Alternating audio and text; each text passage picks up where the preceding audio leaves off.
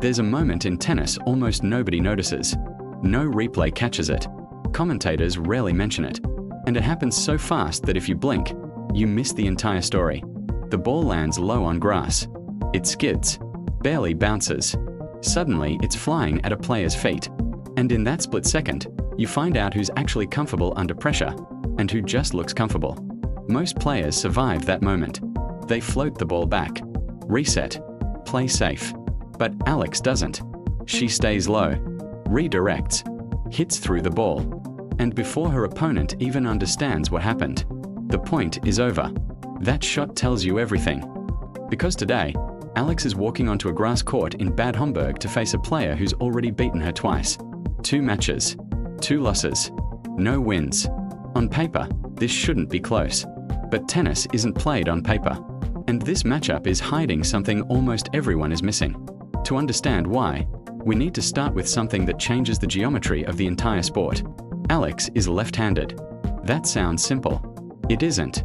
Professional tennis is built around right-hand patterns.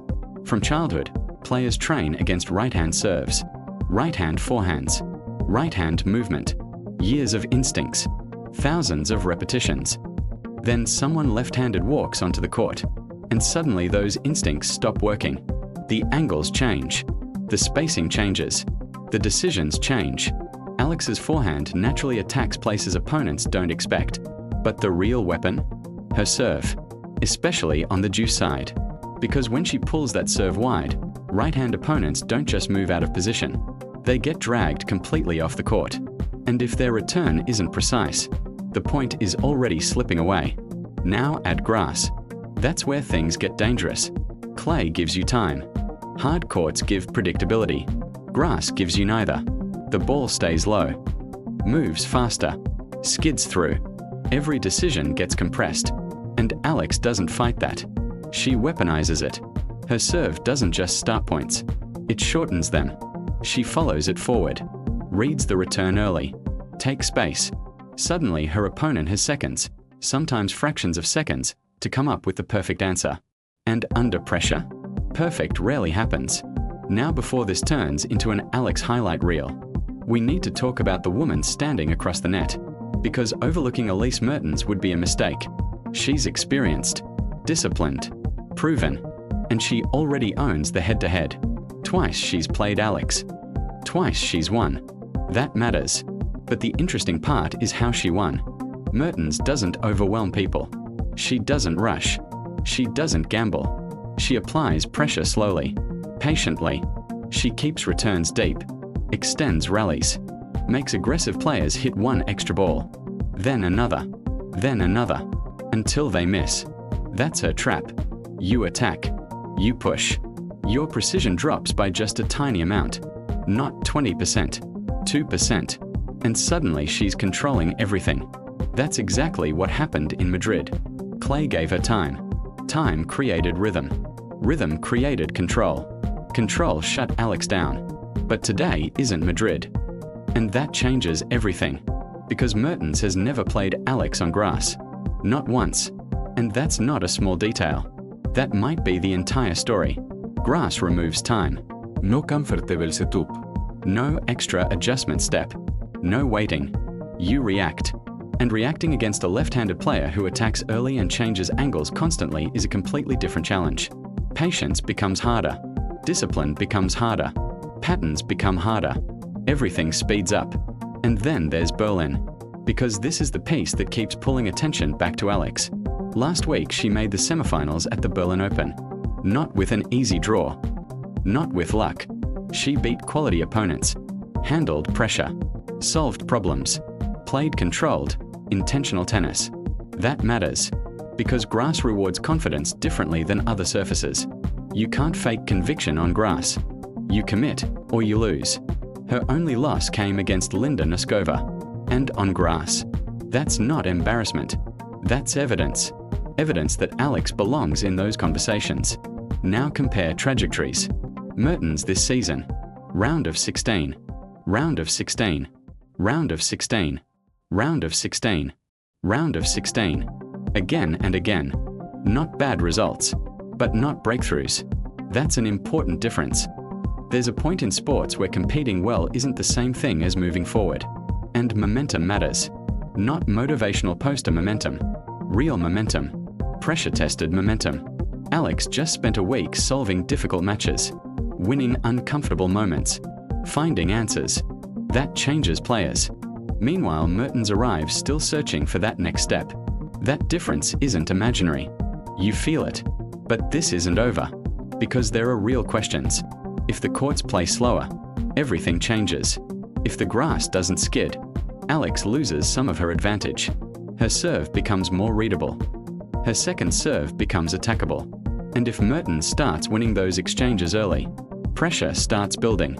Then there's the backhand. Mertens has targeted it before. She knows where to go. If she establishes rhythm and starts controlling those rallies, there's a stretch in this match where momentum could flip fast. Watch the middle of the first set. That's where this becomes interesting. If Alex keeps landing first serves, holds comfortably, protects second serve points, the pressure never fully arrives. But if Mertens breaks, everything changes. Because a Mertens playing with a lead becomes a completely different problem. She tightens, makes fewer mistakes, turns the court smaller, turns rallies longer, makes every game feel heavier. That version of Mertens is dangerous. But here's what keeps standing out. Mertens has beaten Alex. She hasn't beaten this version of Alex. Not the version coming off a grass semifinal. Not the version serving left-handed on fast grass. Not the version playing with compressed timing and early ball striking. Those previous wins happened under different conditions, different surfaces, different realities. Head-to-head numbers tell one story. Context tells another. And sometimes context wins. Because when you watch Alex on grass, the most impressive thing isn't power. It isn't technique. It isn't even the serve. It's how settled she looks. Like she expected to be there. Like she already solved the problem before the match started. That calm matters. Real calm. Not body language. Not pretending. Actual belief under pressure. And eventually there's going to be a moment. Maybe 4-4. Maybe 5-4. Maybe a low skid at shin height. A ball most players push back. And Alex won't. She'll stay down. Hit through it. Take control. And if that moment arrives, it won't just win a point. It might rewrite the matchup. Because sometimes tennis changes quietly. Not with celebrations. Not with highlight reels. Just one player realizing the version they beat before isn't the player standing across the net anymore. And if that happens today, everyone looking at that 0-2 record is going to realize they were reading numbers, while missing the story. But there's one more layer to this match that statistics can't really capture. Expectation. Because expectation changes how people play. When you've beaten someone twice before, you walk onto the court carrying assumptions. You expect certain shots, certain reactions, certain mistakes. You expect patterns to repeat. And that's usually smart, until it isn't. Because one of the strangest things in professional sports is that improvement isn't always visible. Sometimes a player looks exactly the same. Same serve, same movement, same routine. But underneath, something changed. Decision speed, shot selection, confidence, timing, tiny upgrades that don't show up until the pressure rises. And then suddenly the match you thought you understood becomes unfamiliar. That's what makes rematches dangerous. People assume they're seeing the same movie twice, but they're not. Mertens knows how to beat the version of Alex she's already seen. What she doesn't know yet is whether those solutions still work. Because grass punishes hesitation. You don't get extra thinking time. You either trust your instincts, or you arrive late. And arriving late against someone taking the ball early feels impossible. Watch the body language early. Not celebrations. Not fist pumps. Watch between points. Watch who walks with certainty. Watch who resets faster. Watch who starts changing targets.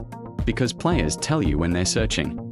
And if Mertens starts experimenting, changing return position, adding more height, taking pace off, that's information. That means the original plan isn't landing. That's usually the first sign momentum is moving. And momentum in tennis is strange. It rarely arrives loudly. There's no soundtrack. No dramatic announcement. Usually it's one hold of serve. One difficult game survived. One point where someone should have broken. and didn't. Then suddenly the scoreboard still looks close, but the match feels different. That's the feeling I keep coming back to. Not domination, not fireworks, pressure, accumulating pressure. Alex making Mertens play one extra difficult return, one extra low ball, one extra uncomfortable exchange. Until eventually, the decisions become fractions slower. And on grass, fractions decide everything. Because the players who win here usually aren't the ones hitting hardest. They're the ones who make the game feel too fast for everyone else. That's what Alex has looked like recently. Not rushed, not chaotic, fast in a controlled way. Like she's arriving earlier to moments that catch everyone else late. If that version shows up again, this won't feel like an upset. It'll feel like a turning point. The kind of match people look back on later and say, that's when we